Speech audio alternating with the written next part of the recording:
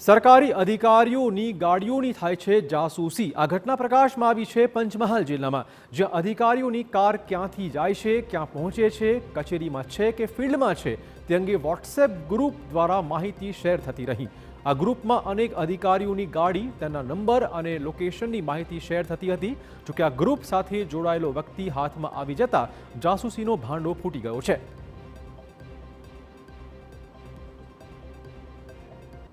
भाई 1100 नंबर ની મામલતદારની ગાડી લીલેસરા ચોકડી પર ઊભી છે। ભાઈ ગદુતપુર સાઈડ ગઈ ગાડી, લીલેસરાથી ગદુતપુર સાઈડ ગઈ। 1100 નંબર લાયડો ખરકતી જઈ રહી છે।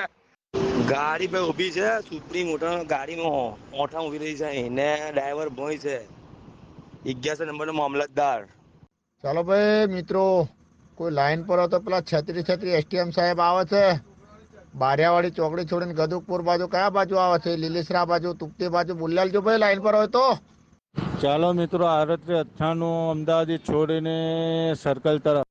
ભાઈ 10-11 સાયરન મારતી સામાજી ચોકડીથી સીધી રેલોલ તરફ। ભાઈ પેલી 3898 બી ફૂલ સ્પીડમાં સાયલેન્ટ મારતી કોનોર ચોકડી છોડીને ચાલે છે ભાઈ। ગાડીઓ ભેગ્યો ના થાય, સગનપુરા જવાની એવા મેસેજ છે ભાઈ। સગનપુરા વાળા લાઈન પર આવો ભાઈ। તો અધિકારીઓની સરકારી ગાડીઓ અને ખાનગી ગાડીઓની જાસૂસી કરાતી હતી। કાર લોકેશનની માહિતી આપતી ઓડિયો ક્લિપ ગ્રુપમાં મૂકવામાં આવી હતી।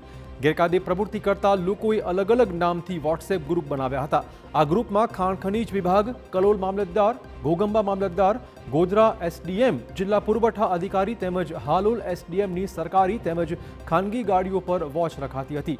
જોકે શું કયા ઉદ્દેશથી આ જાસૂસી કરાઈ તે મુદ્દે હાલમાં તપાસ શરૂ કરાઈ છે।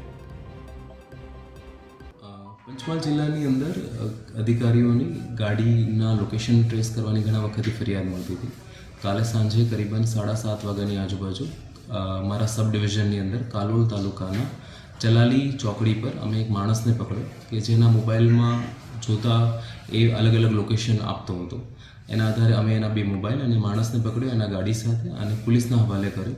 એના વિરુદ્ધ અટકાયતી પગલાં લેવા માટે અને ખાણ ખનીજ વિભાગને પણ સાથે સાથે લખ્યું છે કે એના વિરુદ્ધ એફઆઈઆર દાખલ કરે।